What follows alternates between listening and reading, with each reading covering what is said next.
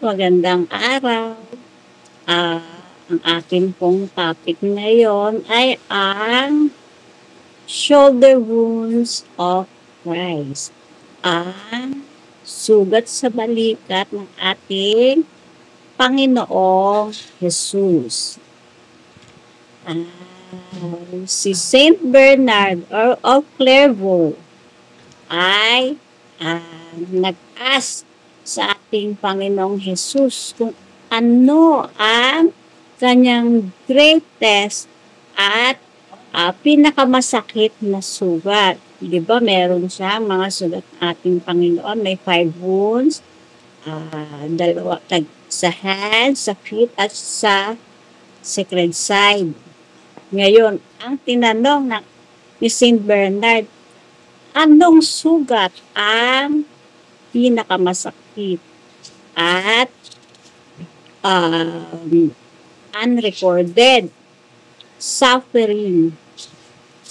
At sumagot ang ating Panginoong Jesus, I had on my shoulder while I bore my cross on the way of sorrows, a grievous wound which was more painful than the others, and which is not recorded by man.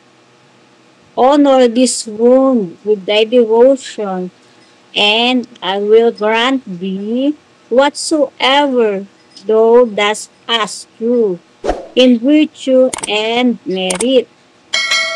And in regard to all those who shall venerate this wound, I will remit to them all their venial sins, and we will no longer remember their mortal sins. Ano yun? Plenary indulgence. So, ang devotion to avoid hell ay ito sa mga devotion to avoid hell. Ang devotion sa shoulder wounds. Di ba nga? Kasi nga, mahilig tayo sa shortcut. So, ang shortcut to heaven ay ang way of the cross, ang pagdurusa ng ating Panginoong Jesucristo. The way of the cross. So, di ba mahilig kayo sa shortcut? Ito ang shortcut. At ito lang ang daan. Ito ang daan na tinahak ng ating Panginoong Jesus. So, yung mga mahilig sa pleasure at mga layaw dyan ha, hindi iyon ang itinuturo sa atin ng ating Panginoon. Ito po ang prayer sa shoulder wounds. In the name of the Father, and of the Son, and of the Holy Spirit. Amen. Most loving Jesus, meek Lamb of God, I, a miserable sinner, salute and worship the most sacred wound of thy shoulder, on which thou didst bear the heavy cross, which so tore thy flesh, and laid bare thy bones, as to inflict on thee an anguish greater than any other wound of thy most blessed body.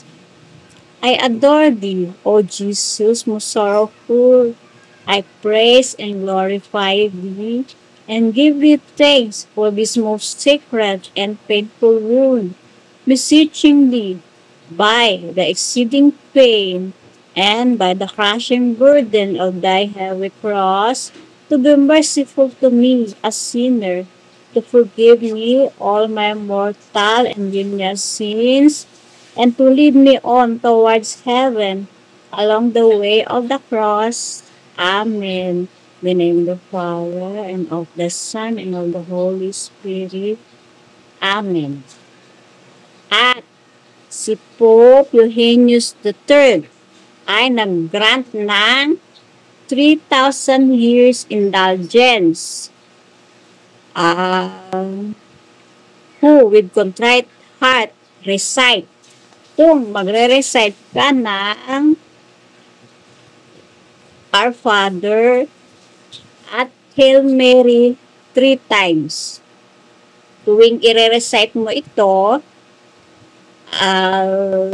tatlong Our Father, tatlong Hail Mary, 3 beses, ay magkakaroon ka ng 3,000 years indulgence. So, ito yon yung ating mga temporal punishment. So, kung meron kang temporal punishment na 1,000 years at mag-grant ka ng 3,000 years. So, plenary indulgence ka na, rekta ka na sa heaven.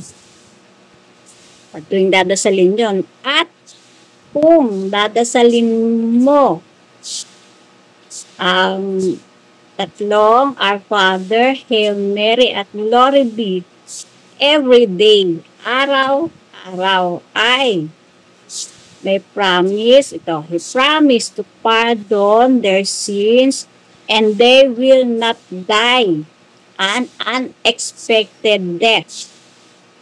And at the hour of death, they will be visited by the Blessed Virgin and will obtain grace and mercy. So, ito, ulit. Tuwing dadasalin ang prayer sa shoulder wounds at magdadasal ng tatlong Our Father, tatlong Hail Mary at Glory be ay meron kang 3,000 years na indulgence. Ngayon, kung dadasalin mo ito araw-araw, yung isa tuwing dadasalin.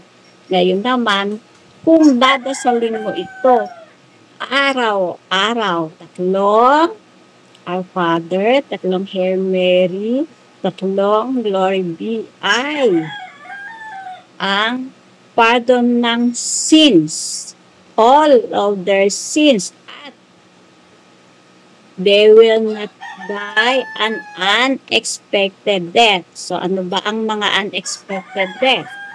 Diba, mga accident, mga crash, mga sunog, sa earthquake, mga ganon, diba?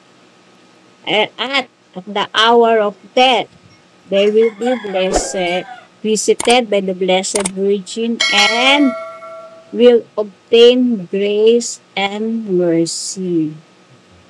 Ayun. So, ito po ang isa sa mga devotion to avoid hell.